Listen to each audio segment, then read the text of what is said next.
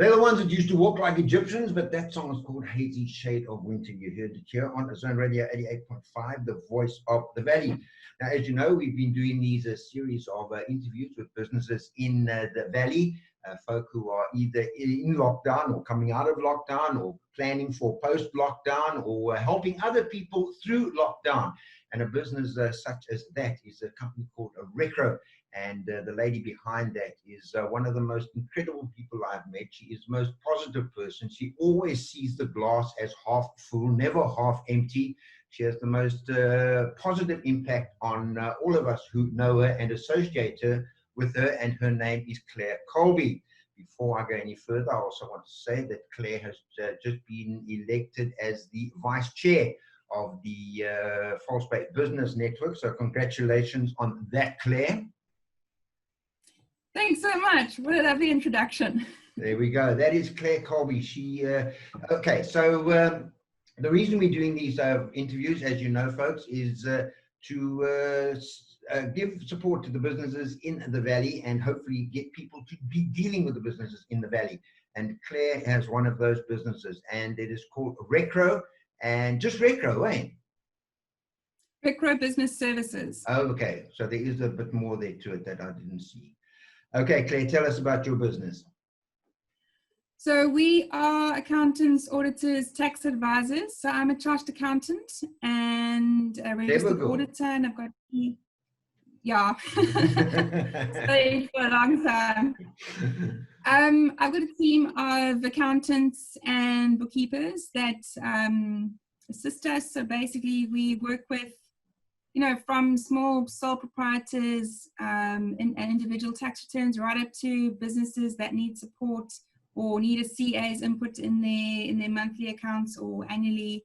Yeah, or from tax structuring to keeping people compliant. And then what I'm really passionate about is working with business owners to use their financials, to read their financials better and to make better decisions in their business so that they can thrive instead of just surviving month to month. All right, but lockdown, how's that affected you? Yeah, so lockdown, I don't think any business has not been challenged by lockdown. I keep on just saying praise of gratitude because probably about a year and a half ago, we really decided to refocus and start going digital.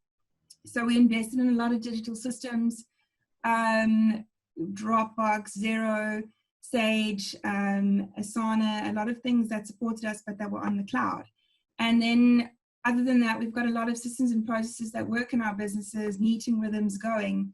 So to actually move from working in an office to working at home, although we had to do practical things like get laptops and extra screens and some desks for some staff, it wasn't as challenging as it might be had we not been prepared in that way. So we've upped our communication a lot with staff members. You're not seeing them in the office, so we have WhatsApp groups that we keep in touch with and, you know, share a little bit of light-hearted stuff every day.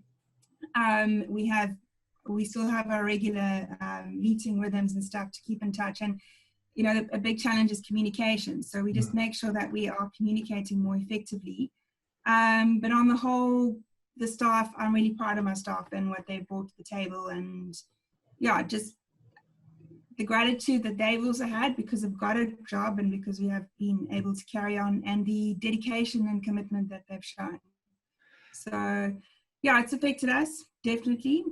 Some cash flow wise, clients can't pay, but in terms of the team working, we're very grateful to have been able to carry on working throughout. It's been a tough time for businesses like yourselves, who are very much like Zone Radio, who are dependent on those clients who have sort of regular fees sort of structures. It's not like your business is a retail outlet where you're dependent upon feet. You're dependent upon feet going through the businesses of your clients.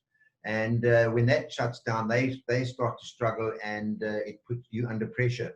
The one thing I will say about you, though, Claire, is that you've been rather innovative in how you have kept yourself positive and how you have tried to keep your clients, your staff, and those people around you positive. I don't know how you do it. I don't know how you stay so positive. I don't know that you've ever had a bad day in your life. But how do you focus on staying so positive and so and functioning that way?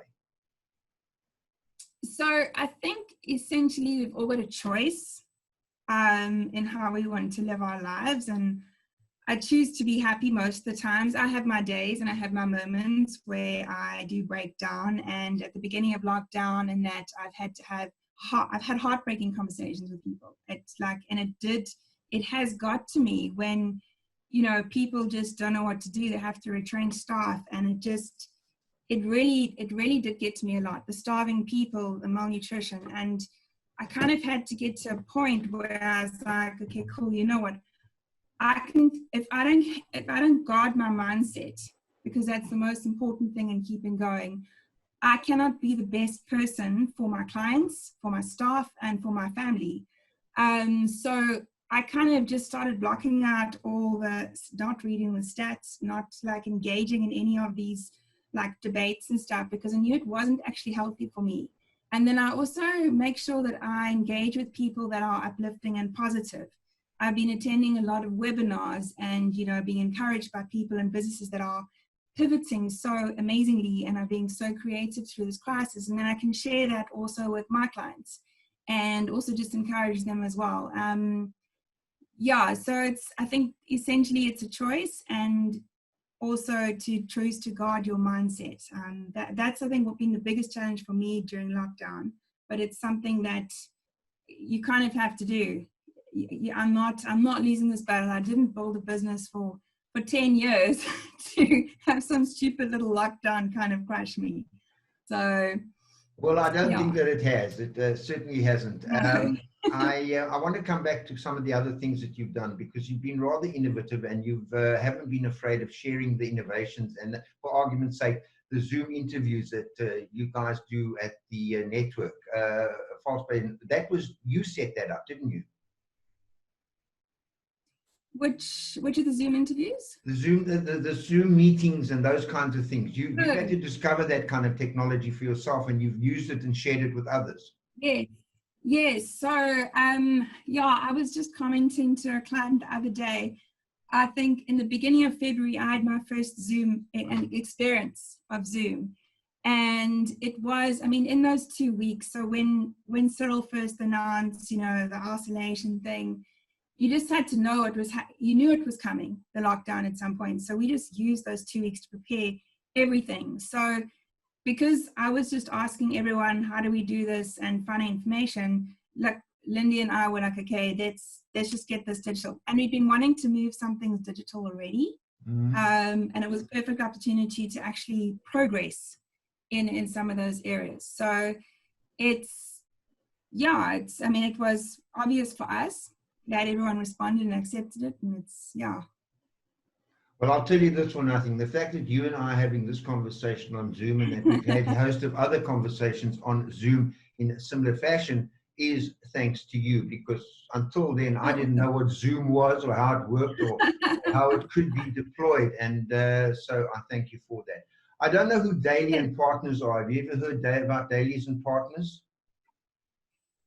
The name rings a bell. Okay, so Maureen, I think you're going to have to elaborate on your question a little bit, because she says, thanks for the interview. Are they like Daly and Partners? I need somebody of my own for advice, etc. So you need to elaborate on them. I can tell you that essentially they are an accounting practice. That's the kind of basis of what they do. They do auditing, they do tax, they do accounting, and they do consulting. Just to break down that consulting a little bit more.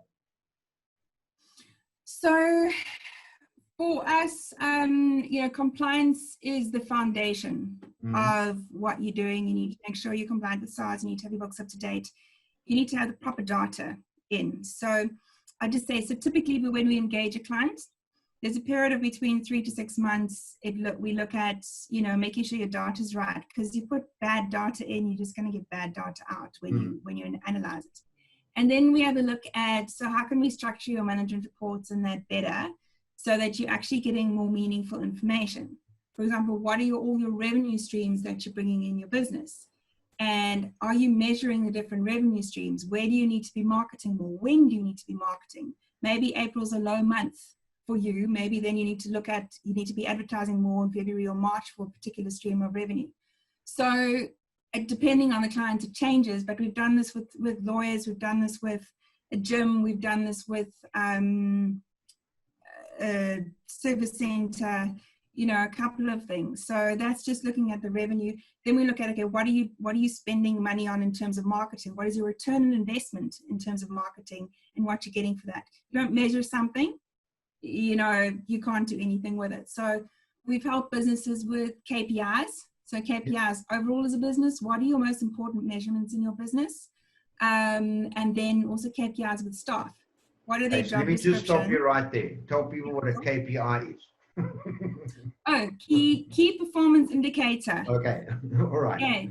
So basic key performance indicators for business would be what's your sales, what's your bank balance, and what is your collections month to date. You want to be knowing that, and then you also want to be knowing how many leads are coming in, how many quotes have I generated, and how many new clients have I taken on board. Those are for my business and most businesses, the key KPIs, and then they will vary depending on what you're doing. So that's just a little bit of consulting stuff we do. I've helped people look at, you know, productivity for staff. Like, I love measuring things, so you can hear I'm passionate about this. So those are the kind of things we work with business owners for. I like working with business owners for, other than the normal compliance to just keep you, you know, out of trouble with anyone. Okay, so it's not just that you will, in fact, your starting point is the consulting, and then you work to the audit, tax, and accounting, because you need those things up front in order to structure how you're going to do sort of tax and accounting and auditing. Yeah, so you have your compliance foundation, and then you can do your consulting, and then you can see also in that, is your structure right? Is it maybe too complicated? Because some people put these really complicated structures in place that don't actually add value, but some lawyer or financial advisors come up with something for them and they thought it was a good idea, but they can't maintain it. But in some cases it works. So look at your taxes, look at your structuring, look at all those other things as well as it as part of the consulting thing. All right. So Maureen says here on the WhatsApp, she says tax advice is what she's going to need soon, and she's a little bit scared of Zoom. And so what we'll do, Maureen, is we will make sure that you get Claire's telephone number. We will WhatsApp that to you here on the WhatsApp, and you can give her a call and have a chat to her, and she will advise you as to what she can offer as far as a tax is concerned. And we'll do it that way rather than, because she's a little bit worried about the security of Zoom, although that seems to sort of itself out, hasn't it? Yeah, I think before even, as I've seen, before even that story broke, they'd already done the meeting passwords and the waiting rooms and all of that. So, yeah, but if you don't want to use Zoom, there's a couple of other options as well. There's Google Hangouts. There's you can have a Skype phone call with someone, WhatsApp call, what's the other one, Microsoft Teams. There's quite a few different options for that. Okay. But I think Zoom is used so much that I don't know. I just think that the owners and the for their marketing and for their own reputation, they're probably investing quite a lot into security. Well, they have to, and they were caught short, to be fair. They were caught short. I mean, this thing, they hit them very, very quickly. At one, I mean, 3 months ago, nobody knew what Zoom was. And now all of a sudden, it's everybody's using it. And they've had a couple of bombing sessions, but outside of that, I think they've sorted them out. Now, I want to come back to this. I said that Claire always sees the glass as half full and never half empty. When we went into lockdown, I don't know whether you started it then or whether it was something that you did before, but I've seen a lot of these notifications coming through called Coffee with Claire. Was this something that you started?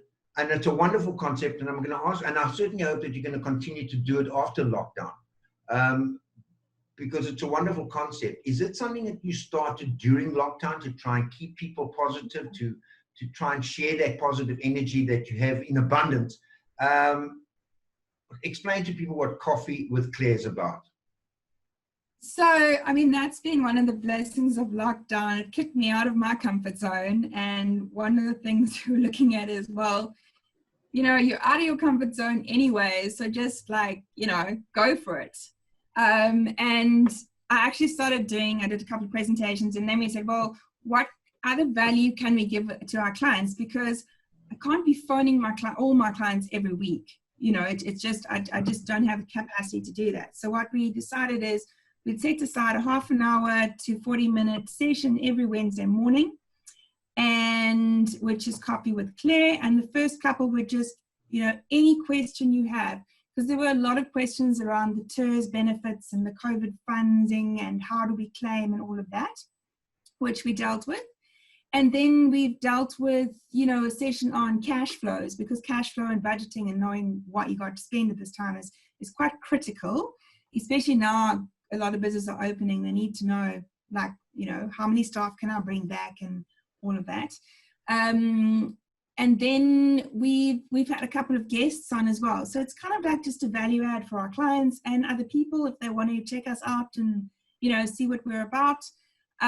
We've had financial advisor and a business rescue specialist, marketing fundi, and we've got quite a few really nice speakers coming up. So we started actually beginning of May, and yeah, I'm really enjoying it. And the people that have participated in that have got a lot of benefit.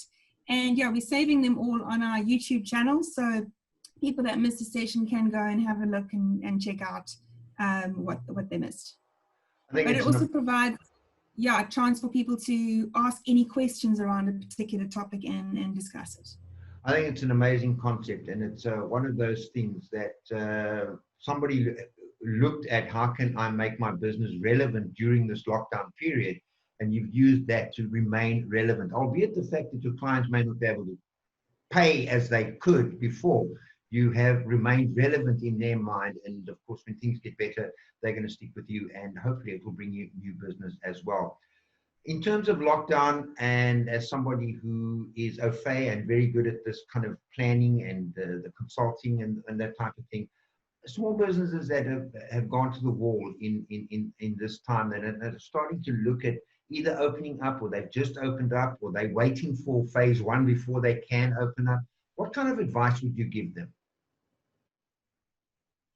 I think, yeah, it's quite different depending on what business it is. I think a lot of people have evaluated what they're spending money on. I know a lot of people have cut rentals and are maybe working from home instead of, you know, incurring the big cost of an office. And a lot of superfluous stuff that they've been spending money on. I think so, looking at your cash flow and your budget, a lot of people, you know, I would advising when we went into lockdown, you've got to know how long you can survive without money or with, you know, reduced money coming in, and then obviously applying for all the funding that you can. So at this moment, knowing you need to know your cash flow, you need to keep on top of, you know, what's selling, what's not selling. You don't want to be launching new products necessarily at the moment, unless they are the type of products that are kind of selling, like your masks, and I would say thermometers, but there's such a oversupply of thermometers on the market at the moment. So yeah, I think that ship has sailed. But you've got to be careful.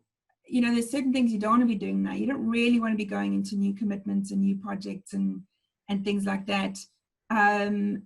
You can investigate them and maybe start doing a bit of research, but I wouldn't be launching fully into things like that. I think for the next 2-3 months, I certainly see the sentiment that most people are still treading very carefully. But it is also all about client service. You want to keep close to your clients. You want to make sure you're communicating. You want to make sure your clients know that you're open, if you are open. And then, you know, you're going to have to work like a lot of business owners. Everyone started their business and you worked all hours. I've been working long hours. I usually take leave also this time of year. I haven't got the opportunity to do that either. And I think it's back to that kind of that hard slog that you did when you started your business to get through this. The most important thing as a business owner right now is to make sure your business survives. And sometimes that is very tough decisions, very uncomfortable decisions and unpopular decisions, but that's actually your main goal, is to get your business through this. So I would suggest, folks, if you're listening to us right now and you are a small business and you either coming out of lockdown or you're planning to relaunch phase 1, or you've just been set back, this is a company that you can talk to. This is a lady who knows about these things, and I've seen this firsthand, how she's guided people through legislation. She's guided people through how to apply for funding, where the funding is available, what you need to do to be compliant in order to apply for that funding. And Judy has said here, she keeps referring to funding. Does she know any company that got funding? There's a question. So pretty much all of our clients got paid out for their TERS funds because we do keep them compliant in that. So, and then quite a few have been paid out for the SAFT funding, which is the one you apply for through your bank. Some of the others, I'm not too sure about many of the other funds yet, but I know those two definitely people have been paid out already for those. And these are people you helped with these things? Yeah. And also I just want to add, because there's a bit of a misconception out there about this whole thing about if you're a white-owned business, you can't get anything. That's not true. There is one specific fund that was it is a Black Development Fund. That's how it initiated, and that's kind of been blown up a bit. But I mean, I certainly haven't seen with people applying any measure of racism applied in the funding application. So I would just, some people do get rejected. Some of the funds got filled like really, really quickly. They were way oversubscribed, and that does happen. And they also needed to look at people that you can't just apply for funding and then, the loan's got to be paid back in 5 years. So you couldn't be a business that was struggling before lockdown, kind of almost closing before lockdown. They're not going to give the money to you because they want to be investing in a business that is going to grow and, give more employment to South Africans and things like that. So unfortunately, people kind of tend to grasp on these sensationalist kind of ideas, but that's certainly not what I've seen in practice in terms of people that have been applying for these things. And I've been encouraging people, just apply, you've got nothing to lose. Yeah, I do know that, but I also know a lot of businesses who have approached the banks directly, and the banks have kind of just either not got back to them or either not had the funds, like they say, closed and this type of stuff. If people are struggling with that, it's worth talking to you, because you're going to give them that kind of advice, and you either can help them or you're going to say to them, listen, you're wasting your time. Yeah, so I mean, also with that is like you needed to have a tax clearance. So you can't really expect the government to be helping you out with funding when you haven't paid your taxes for the last 5 years. Yeah. So people have been coming up with compliance issues, which is also interesting because people that we've been on top of, like your financials are late, whatever, they've suddenly woken up, I really do all this stuff now quickly because I need funding. We don't have too many clients like that, but there were one or two. But that has also happened. So, I mean, I had a conversation with a guy the other day, and I was like, when it came to the end of it, he hadn't complied with taxes. And I'm like, well, you haven't obeyed the law for 5 years. Yeah, but what about a business?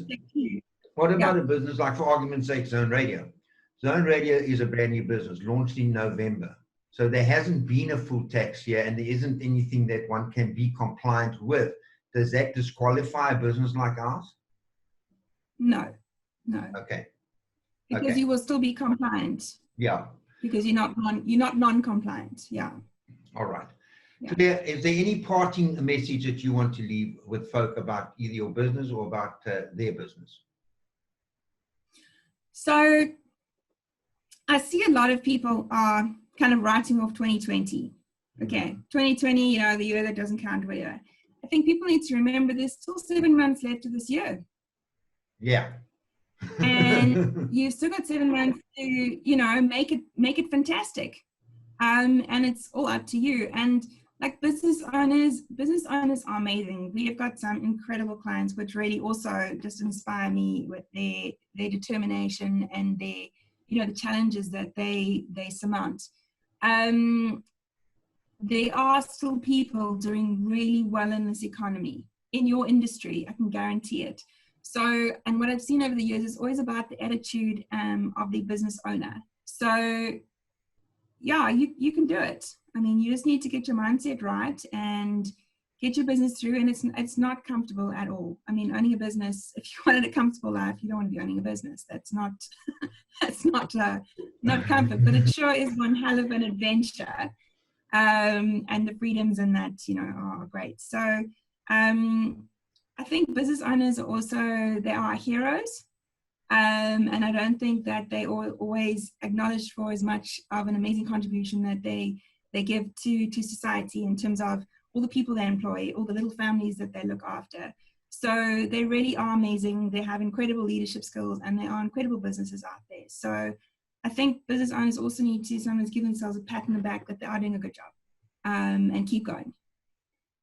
As you are and as you have. If you want to get hold of Claire on the website, it's www.recro.co.za, and you can pop onto their website. There's a great introduction to the team, who's involved and who does what.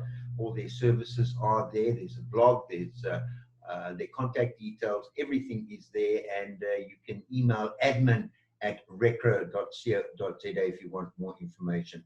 Claire, thank you so much for being with us this afternoon and for being the positive light that you have been for so many people through your coffees with Claire's and just the interaction that people have had with you. It means a lot. It means a lot to people. And as you talk about businesses being heroes, we want to tell you that we think that you and the way that you've conducted yourself for everybody throughout this lockdown period, you are an absolute hero. So thank you for spending time with us this afternoon. Absolute pleasure. Thank you so much, Richard. Thank you for having me. Yeah, thank you very much. I really appreciate it. You're very, very welcome. And we reserve a song for special ladies, and I'm going to play it now. It's the Commodores, and once, twice, 3 times a lady. Thanks.